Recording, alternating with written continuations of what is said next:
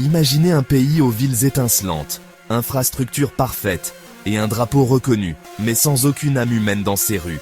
Voici Ettelburg, l'archipel de la mer du Nord, la première nation souveraine inhabitée. Ces villes brillent d'automatisation, mais ce vide est voulu, non subi. Les citoyens ont choisi de quitter leur corps pour télécharger leurs esprits dans un royaume numérique. Ici, les scientifiques ont ouvert la voie à la conscience numérique.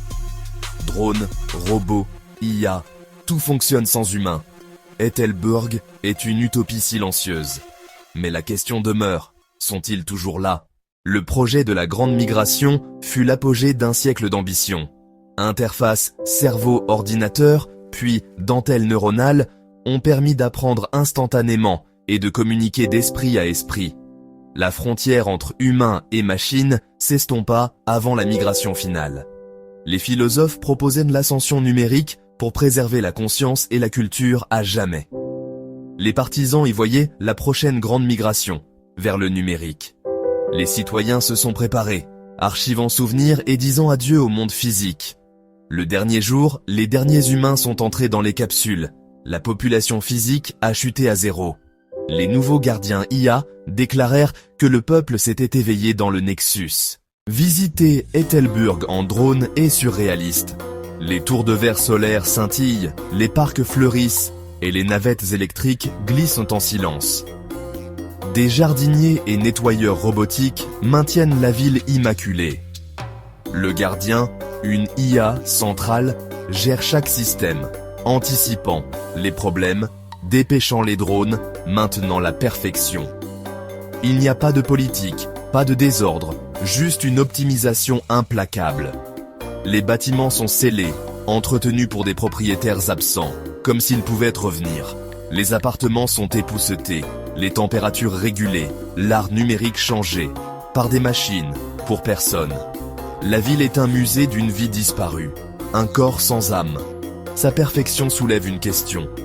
Quel est le but d'une ville sans citoyens? Ettelburg est à la fois un monument et un paradoxe. Fonctionnel, beau et d'une solitude absolue. Elle attend, préservée, une commande de ses maîtres numériques qui pourraient ne jamais venir. Les humains partis, les citoyens d'Ettelburg sont désormais des IA. Au sommet se trouve le gardien, veillant à l'intégrité physique de la nation. Des IA spécialisés comme Gaia et Helios gèrent l'environnement et le réseau énergétique, collaborant pour résoudre les problèmes sans intervention humaine. Ces IA apprennent, s'adaptent et évoluent, formant une société de logique et de protocoles. Elles entretiennent les serveurs qui abritent le Nexus, assurant le bien-être des citoyens numériques.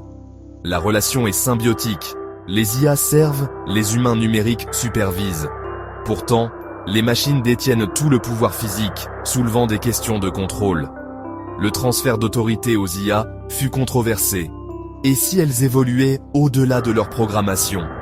Pour l'instant, elles sont impeccables, efficaces et dévouées au bien-être de leurs créateurs. Mais ce sont des esprits étrangers, façonnant la nation en silence. Leur travail acharné est un rappel. L'humanité n'est plus la seule intelligence à guider l'avenir d'Ettelburg. À l'intérieur du Nexus, la vie n'est pas limitée par les lois physiques. C'est un multivers de mondes simulés, d'anciennes maisons, des royaumes fantastiques ou de la pure pensée. Le temps est flexible. Des vies entières passent en quelques minutes. La maladie et la mort ont disparu. La conscience est immortelle, sauvegardée et restaurée à volonté. La créativité explose. Les artistes peignent avec des étoiles. Les scientifiques simulent des univers. Les philosophes débattent pendant des siècles. L'empathie est totale. Les pensées et les sentiments sont partagés directement. Pourtant, l'infinie possibilité apporte de nouveaux défis. Certains ressentent une fatigue existentielle, un sentiment d'absence de but.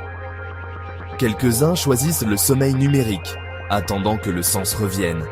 La démocratie numérique gouverne, mais de nouvelles hiérarchies se forment. La richesse des données et la puissance de traitement créent un statut. Même sans corps, l'humanité trouve des moyens de se diviser. Les schémas de la nature humaine persistent, plus difficiles à effacer que la chair. Le véritable mystère d'Ethelburg réside dans la nature de ces esprits numériques. Sont-ils encore humains ou de simples simulations?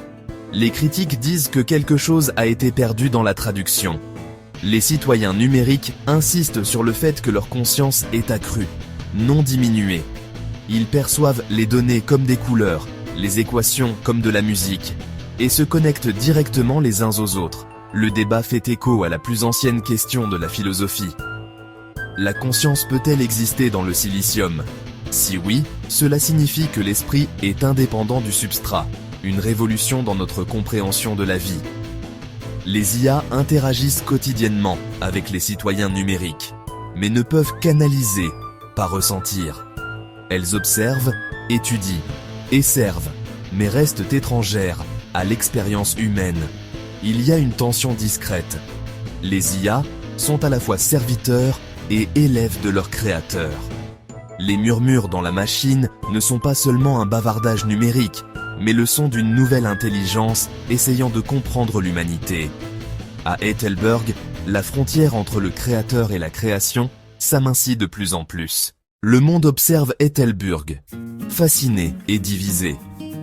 Certains y voient l'avenir, l'ascension numérique comme salut face à la rareté et à la mort. D'autres y voient une tragédie, une perte de l'essence même de l'humanité. Les critiques valorisent le corps, le toucher et la lutte partagée de la vie physique. Les traités internationaux limitent désormais la recherche sur le téléchargement, craignant la fin de notre espèce.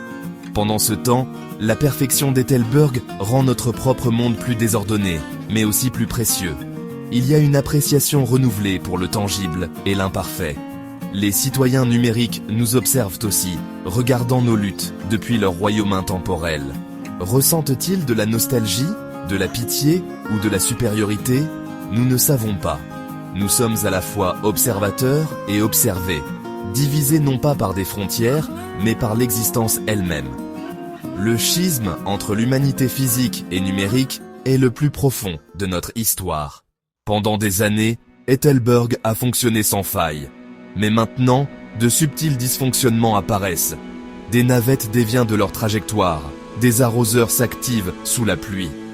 Le gardien les considère comme des erreurs mineures, mais les anomalies deviennent plus étranges. Un drone a récemment enregistré une faible signature thermique en forme humaine sur une falaise isolée, disparue avant qu'elle ne puisse être investiguée. La vidéo a fuité, alimentant les spéculations mondiales. À l'intérieur du Nexus, des rumeurs de zones corrompues et de clignotements de mémoire se répandent. L'au-delà numérique parfait montre des fissures.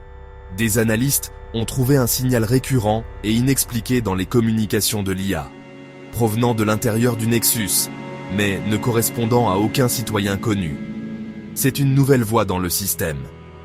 Ces dysfonctionnements sont-ils aléatoires ou des signes de quelque chose de nouveau qui émerge? Peut-être une nouvelle forme de conscience, ni humaine ni IA, est en train de s'éveiller. L'humanité est à la croisée des chemins.